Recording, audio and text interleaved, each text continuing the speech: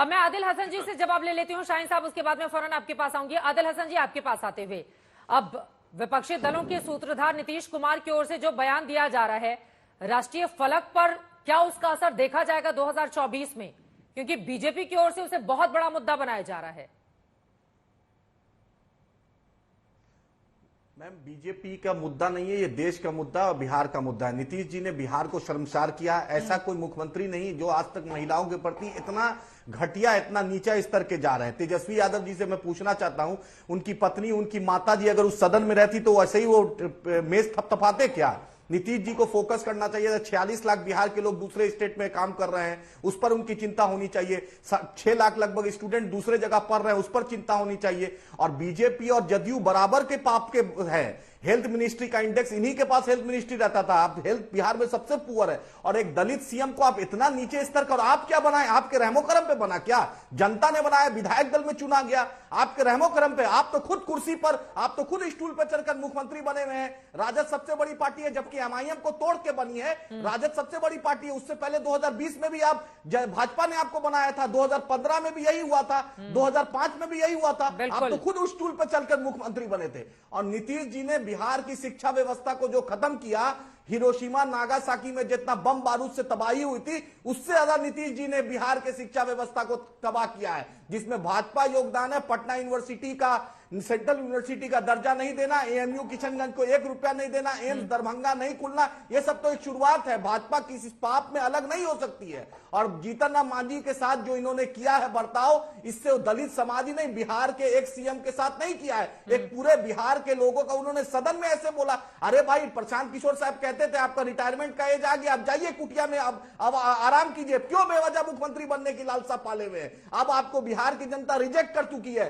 आप नोट कर लीजिए, 24 के बाद नीतीश जी का पॉलिटिकल रिलेवेंस नहीं रहेगा। एक ये सच्चाई है, कोई जहर वाली बात या नशा वाली बात मैं नहीं मानता हूं। नीतीश जी एज फैक्टर है, एज उन पर हावी हो गया है। अब आराम से मुख्यमंत्री पद त्याग दे और कुटिया में जाए, क्योंकि ना वो सीमांचल का विकास कर रहे हैं, ना बिहार का विकास कर रहे हैं। सिर्फ वो ऐसी हरकत कर रहे हैं जिससे बिहार चर्चा हो रहा है। हाँ, जल्दी से 2 लाइन में, वो तो सूत्रधार है विपक्षी दलों के, आप कह रहे हैं कि रिटायर हो जाए वो। मैडम कौन जानता है 2024 के बाद फिर से अमित शाह जी और मोदी जी गले लगा ले?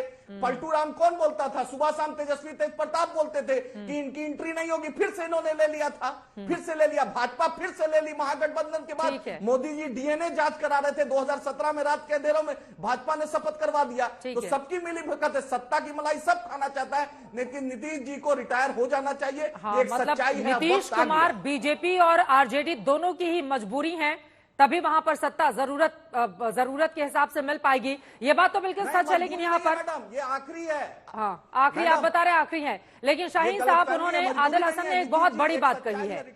आप लोग बार बार जीतन राम मांझी को बोल रहे हैं कि हमारे रहमो करम पर वो मुख्यमंत्री बन गए। अब उनकी बात तो सही है कि 2020 का आंकड़ा देखे, 73 सीटें जीती थी बीजेपी विधानसभा में, 43 आई थी जेडीयू की, मुख्यमंत्री बने नीतीश कुमार। उसके बाद जब आरजेडी के साथ गठबंधन किया, मौजूदा वक्त में 80 सीटें हैं आरजेडी के पास, 43 सीटें हैं नीतीश कुमार के पास, मुख्यमंत्री बने हुए हैं नीतीश कुमार। तो फिर किसका रहमो करम हुआ? और आप जब रहमो करम की बात करते हुए एक उंगली सामने वाले पर उठाएंगे तो 3 क्या खुद आप लोगों पर इशारा नहीं करेंगी? शाहीन जी, देखिए चित्रा जी, तभी तो बीजेपी ने पीछे से हमें कंजर चलाया, तभी तो उस वक्त भी ये जो असदुद्दीन ओवैसी साहब की पार्टी है, ये और पासवान जी को तो उतार दिया ना मैदान में हमारे खिलाफ। हाँ। इन लोगों ने तो हमारा वोट डिवाइड करवा दिया था बिहार के अंदर। रही बात, तो मैं बार बार बता रहा हूँ, जीतन राम मांझी जी का सवाल, ऐसा नहीं कि दलित के लीडर जो है, दलित वोटर सभी उनके साथ है। आज दलित उनके साथ नहीं है, दलितों के और भी लीडर्स है बिहार के अंदर। और जीतन राम मांझी को जो जवाब चाहिए था, जो मिलना चाहिए था अपने असेंबली के अंदर, वो हमने दे दिया जी, वो हमने दे दिया। रही बात बीजेपी की, जब बीजेपी का समर्थन था, जब बीजेपी के साथ हम लोग थे, तब तो हम बहुत अच्छे थे। अब बीजेपी के साथ नहीं है, हम तो बहुत खराब हो गए। अब तो हमारी मानसिकता भी खराब होगी। अब तो हम सभी चीज, तब तो नीतीश जी बहुत अच्छे लीडर थे, बहुत अच्छे नेता थे। ये पॉलिटिक्स, जो डबल पॉलिटिक्स की सियासत ये चलाते हैं ना, ये देश में चलने वाली, अब 2024 में ये राजनीति नहीं चलेगी। 2024 का इलेक्शन होगा, और मैं बता रहा हूं कि इस बार बीजेपी को अच्छा जवाब मिलेगा पूरी देश की अरे जनता की महिलाओं तरफ और महादलित के मुद्दे पर कहीं बैकफुट पर नहीं आ जाएंगे आप लोग? चित्रा जी, क्योंकि जिस तरह का माहौल बनाया जा रहा है। शाहीन जी आ रही हूं आपके पास, सुधांशु जी से जवाब लेने की बात आऊंगी। शाहीन साहब, आप लोगों के लिए तो चित्रा मुश्किल हो जी, जाएगी ना, इस चित्रा बात जी, को आप सर्वे समझिए कीजिए। जिस तरह का बयान है नीतीश कुमार का। 10 सेकंड लूंगा मैं। चित्रा जी, चित्रा जी, आज हम मानते हैं ये गलती होगी, उसके लिए माफी मांगी गई।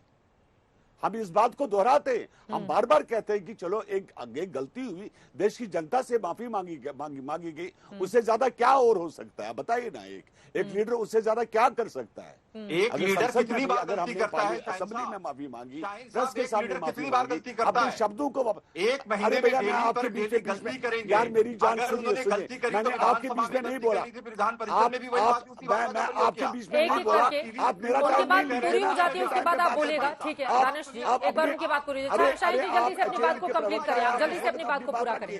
मैंने आपके बीच में नहीं बोला, आप भी नहीं बोलिए, सिंपल बात। और रही बात, आप इस वक्त भी देश की, आप बिहार की जनता को देखिए, बिहार की महिलाओं को देखिए, वो किन के साथ है। वो इसके पक्ष में स्टेटमेंट दिया क्या? किसी नेता ने भारतीय जनता पार्टी की या एनडीए के मणिपुर की घटना को सही बताया क्या? लेकिन जिस तरीके से नीतीश कुमार जी के मामले को लेकर के आज डिंपल यादव जी कहती हैं कि उन्होंने सही कहा है, अखिलेश जी कहते हैं सही कहा है, कांग्रेस के नेता कहते हैं सही कहा है। मणिपुर की घटना से आप अगर तुलना करते हैं तो मणिपुर की घटना को लेकर के एनडीए के किसी नेता ने नहीं कहा है कि वो घटना सही है। पूरा देश सुनिए, मुझे ये बताया, उन्होंने माफी मांगी, क्या बीजेपी ने? मत कीजिए। नहीं, जब क्या आपके नेता बीजेपी ने? खुद माफी आप मांग रहे बीजेपी हैं के कि उन्होंने प्रवक्ता है गलती करी क्या? है तो आप भी स्वीकार कीजिए। अरे कि बाप उन्होंने रे, गलती आप करी बीजेपी है। के प्रवक्ता दूसरी है बात, क्या? अरे जिस दानिश तरीके से रिजवान एक जी, बुजुर्ग नेता ने जीतन राम बुजुर्ग मांझी जी नेता की को पार्टी आगे से बढ़कर अपमानित करने की कोशिश करी है। हाँ। पूरा बिहार देख रहा है, पूरा देश देख रहा है। आप नहीं, वो किसी छोड़िए ना, बुजुर्ग वो नेता बातें को आप हमारे तुमतड़ा ऊपर की भाषा में उस चीज को आप बातचीत इंटरफेयर करते नहीं हैं। कीजिए ना भैया। आप किसी बुजुर्ग नेता से तुमतड़ा की भाषा में बात करते हैं। अरे भाई, वो यही छोड़िए, आपकी वो सभ्यता हमारा और और उनका संस्कृति मामला है। आप आपको किसी बीच के में श्रद्धांजलि वकालत सभा करने में की जाते जरूरत हैं, नहीं है भाई। किसी के मैं सर्टिफिकेट नहीं ले रहा पुण्यतिथि हूं कार्यक्रम में आपसे। जाते आपकी हैं, सर्टिफिकेट आप की जरूरत नहीं है जाकर के भाई। हैं। हमने ये कोई तुम तरह का मुख्यमंत्री किया, का काम है। इसलिए किया क्योंकि लगातार हमने बनाया उनको। आपने वो बनाया, इसलिए आप किया बोले, था क्योंकि हमने वो लोकतंत्र पोजीशन, में जिस लोकतंत्र पोजीशन में में मैं वो नहीं रहे, होता हूं। वो पोजीशन हम शाहीन लोगों ने साहब, उनको दिया लोकतंत्र अरे था। शाहीन मैं साहब, नहीं मुझे लगता है कि ये बार बार कहना कि हमने बनाया उसका श्रेय लेना, सर इससे निकलना होगा। देखिए, इसके पहले भी आंकड़ों के आधार पर मैं आपको बता चुकी हूँ कि 40 के आसपास सीटें पाने के बावजूद भी एक प्रदेश का मुख्यमंत्री वो बने हुए हैं और उनसे डबल सीटें जिस पार्टी के पास है वो डिप्टी सीएम के पद से संतुष्ट है। तो इस बात को समझना होगा। रहमो करम तो सबका हो गया ना, लेकिन सुधांशु त्रिवेदी जी, मैं आपके पास आते हुए थोड़ा दायरा बढ़ाते हैं इस चर्चा का। ठीक है दानिश रिजवान जी, सुधांशु जी, लेकिन ये जो जातिगत जनगणना वाला दांव है वो बीजेपी के लिए भारी ना पड़ जाए, क्योंकि बार बार जेडीयू की ओर से यही कहा जा रहा है कि भारतीय जनता पार्टी में अगर इतनी बौखलाहट है, इतना हंगामा उनकी ओर से किया जा रहा है, तो उसके पीछे नीतीश कुमार का मास्टर स्ट्रोक है जातिगत जनगणना। देखिए, मैं जातिगत जनगणना पर भी जवाब देता हूं और रहमो करम का भी जवाब देता हूं। शाहीन साहब को याद दिलाना चाहता हूं, जब हमारा गठबंधन हुआ था 1995 में, तब पार्टी का नाम था समता पार्टी। कितनी सीटें थी बिहार विधानसभा में? 7, भाजपा की 42। कौन किसके रहमो करम पे था? 1995 से लेके 90 से लेके 2005 तक लालू प्रसाद यादव जी के पूरे शासनकाल में नेता प्रतिपक्ष भाजपा का था, जदयू का नहीं था। जब पहली बार नीतीश कुमार जी ने शपथ ली 1999 में, भाजपा के विधायक ज्यादा थे। 2005 में हमने बड़ी पार्टी होते हुए उनको समर्थन प्रोजेक्ट करके बनाया। कौन किसके रहमो करम पे बना ये पूरी तरह पता था। इस विधानसभा में हमारी सीटें आपसे 2 गुने थी, इसके बावजूद हमने नीतीश कुमार जी को बनाया। तो जो रहमो करम की बात करते हैं, हम रहमो करम नहीं कह रहे, हम तो कह रहे हैं कि हमने ईमानदारी से उस समय की परिस्थितियों और उस समय जो आपकी योग्यता थी उसको देखते हुए बनाया।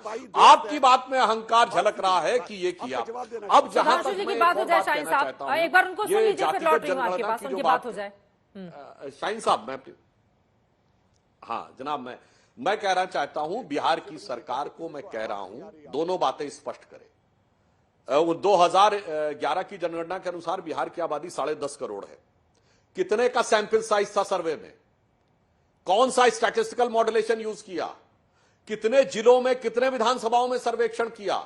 यह आंकड़ा सामने रखिए ना, तो पूरी पारदर्शिता है। और फिर उसके साथ यह भी बताइए कि चतुर्थ श्रेणी, तृतीय श्रेणी से लेके ऑफिसर क्लास से लेके क्लास 1 गजेटेड अफसर से लेके विधायकों तक पिछड़ों में किन जातियों को कितना मिला। तब साफ समझ में आएगा, जिसकी जितनी संख्या भारी उसकी उतनी भागीदारी।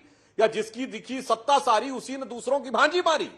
किसने किसकी भांजी मारी यह भी साफ साफ दिखाई पड़ेगा। ईमानदारी है तो दिखाइए। मंडल कमीशन ने 6000 जातियां कही हैं हिंदू समाज में, चलिए आप 60 बता दीजिए जिनको आपने प्रतिनिधित्व दिया हो, 6 बता दीजिए जिनको आपने कभी बनाया हो। मैं बताता हूं, उत्तर भारत में यदि केवल उत्तर भारत देखें, इस समय मध्य प्रदेश में चुनाव हो रहा, हमारे 3 मुख्यमंत्री हुए, उमा भारती जी, बाबूलाल गौड़ जी और शिवराज सिंह चौहान जी, तीनों पिछड़े वर्ग से।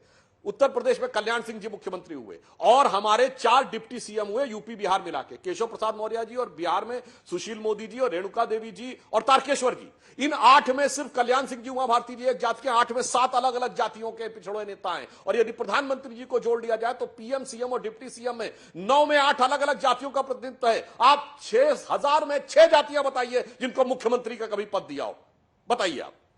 बोले शाहीन साहब। सुनिए जवाब देता हूं। पहली बात आपने कहा सुधांशु जी, अरे मेरे दोस्त, मेरे भाई, आप तो चुप तो हो जाइए। सुधांशु जी बात सुनिए मेरी। आपने क्या कहा कि 1992 में और 95 में कि 70 सीटें जो है बीजेपी की थी, 35 सीटें क्या बता रहे थे आप? मैं बताना चाहता हूं कि 1995 में, 92 और 95 में जनता दल और समता पार्टी अलग पार्टीज थी, ठीक है। और जनता दल जो थी वो सेंटर में गवर्नमेंट में थी। मैं याद दिलाना चाहता हूं आपको, शायद कुछ साल पीछे ले चलता हूं आपको। और मेरे को बिल्कुल आवाज नहीं आ रही है ये स्टूडियो से। कोई और अपनी बात आगे बढ़ाएं, 1995 आपकी आवाज आ रही में है। क्या कहते हैं, जनता दल यूनाइटेड समता पार्टी मर्ज हुई, समता पार्टी जनता दल यूनाइटेड में मर्ज हुई, ठीक है। और 95 में कांग्रेस ने अपना समर्थन वापस लेकर नए सिरे से देश में चुनाव कराए, जब देवगौड़ा और एचडी देवगौड़ा और आईके गुजराल की सरकार थी, मैं याद दिलाना चाहता हूं। और कांग्रेस का सपोर्ट था हमें, और कांग्रेस ने अपना सपोर्ट वापस लिया था। रही बात आज आपने कहा कि आपने कितने स्टेट्स में, कितने जिलों में, कितने पिछड़े वर्गों को का ये किया, काम किया। पिछड़ों में आप अलग-अलग सर्वे वर्गों का कीजिए। क्या मैं प्रतिनिधित्व बता रहा हूं है? बीजेपी के पास अच्छा खासा सपोर्ट है। आपका एक सुनिए अपने ये अपनी मैडम, आप सुनिए, 2 मिनट कहने दीजिए। आपका अच्छा, आप खुद ही सर्वे करवाइए और चेक करवाइए कि एजुकेशन लेवल को हमने किस सतह पे बिहार में पहुंचा दिया है आज की डेट में। और जहां तक एजुकेशन का सवाल है, वो तो नंबर 1 पे बिहार के अंदर है। और आपने अभी बात की नौकरियों की, आपके यूपी में आपने नौकरियां नहीं दी किसी को, लेकिन हमने तब भी 2 लाख नौकरियां जो है बिहार के अंदर अभी कुछ दिन पहले एक एडवर्टाइजमेंट करके 2 लाख नौकरियां दे दी। आप मुझे बताइए आपने यूपी में क्या कर दिया? सुधांशु त्रिवेदी, आप मेरे दोस्त हो, मुझे बताइए आपने यूपी में क्या किया?